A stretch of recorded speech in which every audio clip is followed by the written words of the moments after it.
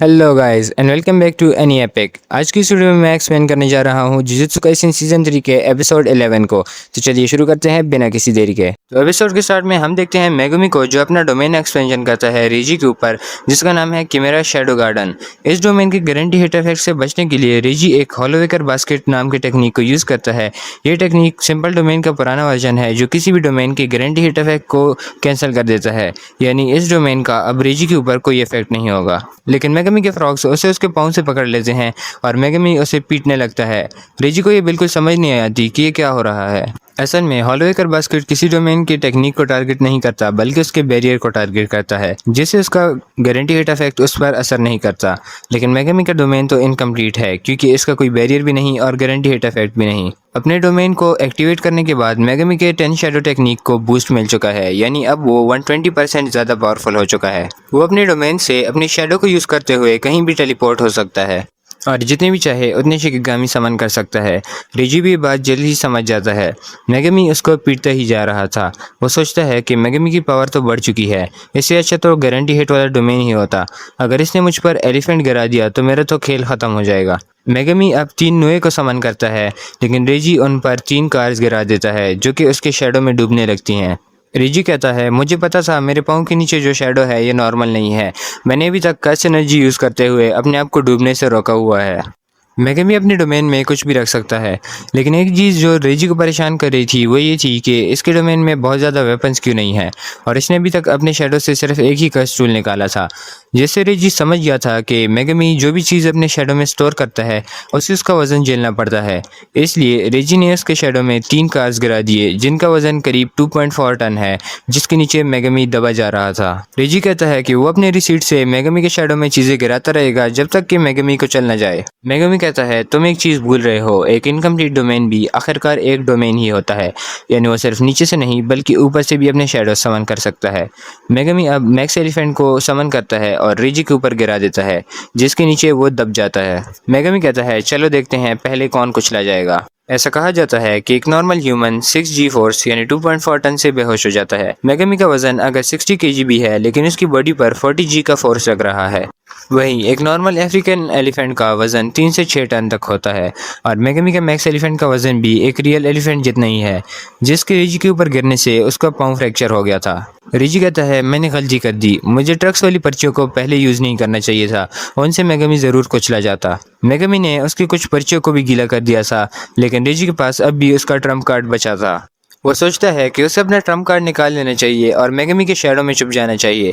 लेकिन इतने वजन के बाद भी मेगमी अपना डोमेन ख़त्म क्यों नहीं कर रहा, यानी जो भी चीज़ें इसके शैडो में है वो इसके डोमेन ख़त्म करने के बाद भी वहीं रहेंगी। मतलब अगर रेजी इसके शैडो में चला गया तो वो इसके अंदर हमेशा के लिए फंस जाएगा। क्या पता वो अंदर सांस ले भी पाएगा या नहीं। ये शैडो पानी की तरह दिखती है तो इसके अंदर जाना रिस्की होगा, इसलिए उसे अपना ट्रम्प कार्ड यहीं यूज़ करना होगा। वो एक हाथ से एलिफेंट को पकड़ता है और दूसरे हाथ से पर्ची निकालता है, लेकिन इससे पहले कि वो इसे एक्टिवेट करता उससे एलिफेंट का वजन बर्दाश्त नहीं होता और वो अंधेरे के अंदर गिर जाता है और वहाँ सांस भी नहीं ले पा रहा था और बेहोश हो रहा था। यहाँ मेगमी की कंडीशन भी ख़राब होती जा रही थी। एक बार उसे कंफर्म हो जाए कि रेजी मर चुका है तो वो अपने डोमेन को ख़त्म कर देगा और अपनी शैडो से सब कुछ निकाल देगा। लेकिन तभी उसके शैडो से एक कार निकलती है जो अपने साथ रेजी को भी बाहर ले आई थी।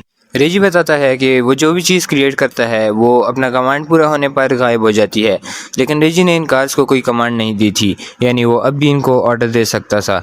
रेजी ने एक कार को कमांड दी कि वो उसे अपने साथ बाहर निकाले, जिससे वो बाहर आ गया। इससे मेगमी से एक कार का वजन कम हो गया, लेकिन रेजी जिंदा वापस आ गया। रेजी कहता है कि तुम ताकतवर हो लेकिन मैं ज़्यादा ताकतवर हूँ। फिर वो अपना ट्रम्प कार्ड एक्टिवेट करता है और समन करता है एक 30 टन के 2 स्टोरी हाउस को, जो कि मेगमी के ऊपर आगे गिरता है।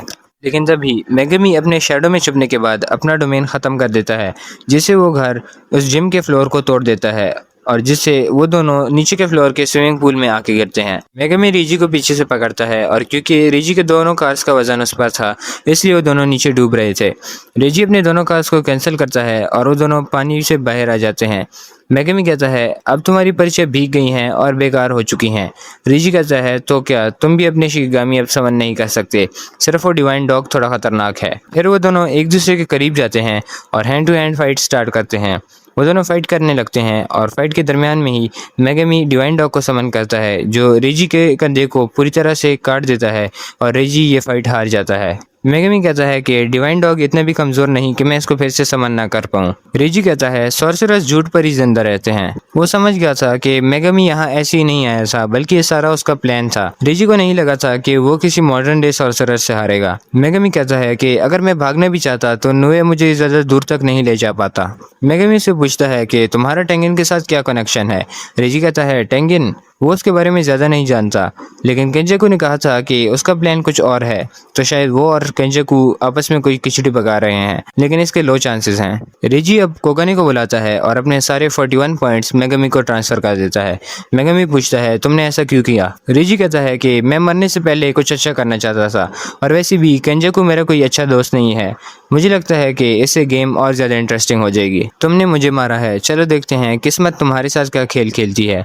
और फिर रेजी मर जाता है और मेगमी को उसको मारने के 5 पॉइंट्स मिल जाते हैं। हम देखते हैं ताकाबा को, जो कि एक बिल्डिंग में चाय पी रहा था, और उसी बिल्डिंग में एक बहुत बड़ा धमाका होता है जो हाजिनोकी ने किया था। और वो सोचता है कि इस बार ताकाबा को कुछ हुआ या नहीं, लेकिन ताकाबा एक विंडो से बाहर आता है और कहता है भाई मैं तो बिल्कुल ठीक हूँ, लेकिन तुम हार मत मानना। जिससे हाजिनोकी और भी इरिटेट हो जाता है, क्योंकि वो कब से ताकाबा को मारने की कोशिश कर रहा था, लेकिन इस बंदे को इससे फर्क ही नहीं पड़ता, और उसकी रिसेंट चोट भी ऑलरेडी हील हो चुकी थी। तभी कोगाने आता है और इनको बताता है कि रेजी एलिमिनेट हो चुका है। जो सुन के हाजिनोकी वापस जाने लगता है और कहता है कि मुझे अब और नहीं लड़ना, मैं घर जा रहा हूँ। ताकाबा कहता है ठीक है दोस्त, अपने दांत ब्रश करना मत भूलना। फिर उसे मेगमी की बात याद आती है और वो हाजिनोकी से पूछता है कि जाने से पहले मुझे अपने पॉइंट्स तो देते जाओ, लेकिन हाजिनोकी उसे साफ मना कर देता है। ताकाबा की टेक्निक का नाम है कॉमेडियन, और ये जो भी सोचता है वो रियलिटी बन जाती है। बस शर्त इतना है कि वो चीज़ उसको फनी लगनी चाहिए, और गोजो भी इस टेक्निक को अपोज नहीं कर सकता। मतलब ये बंदा गोजो को भी टक्कर दे सकता है, लेकिन मसला ये है कि ताकाबा को पता ही नहीं कि उसके पास इस तरह की टेक्निक भी है। दूसरी तरफ हम देखते हैं रेमी को, जो कि मेगमी से भाग रही थी। तभी मेगमी और डिवाइन डॉग उसके सामने आ जाते हैं। मेगमी उसको मारने ही वाला था, लेकिन तभी वो अपनी सिस्टर सुमिकी की आवाज़ सुनता है, जो उसे कहती है कि ऐसा मत करो। तो मेगमी उसे जिंदा छोड़ देता है और वहाँ से जाने लगता है।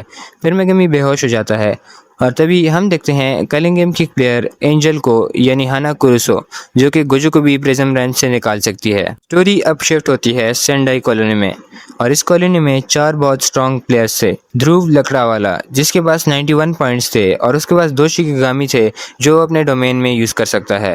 रियू इशिगोरी, जिसके पास 77 पॉइंट्स थे, और इसके पास कलिंग गेम में सब प्लेयर से ज्यादा कस्ट एनर्जी आउटपुट है। ताकाको उरो, जिसके पास 70 पॉइंट्स हैं, और इसके पास एबिलिटी है स्पेस को बेंड करने की। कुरुरुशी, जिसके पास 54 पॉइंट्स है। ये एक स्पेशल ग्रेड का स्पिरिट है जिसको केंजाकू ने रिलीज किया था अपनी का स्पिरिट मैनिपुलेशन से, और ये करंटली सो रहा है। ये चारों इतने पावरफुल हैं कि इनके बीच एक 4 वे स्टेलमेट हो गया था, लेकिन रिसेंटली यूटा ने ध्रुव को मार दिया था, जिसके पास 35 पॉइंट्स हैं। नाइट परेड के सिर्फ 3 महीने बाद ही यूटा को स्पेशल ग्रेड रैंक मिल गया था, और यूटा की पावर गोजो की पावर को भी राइवल करती है। और ये एपिसोड यहीं खत्म हो जाता है।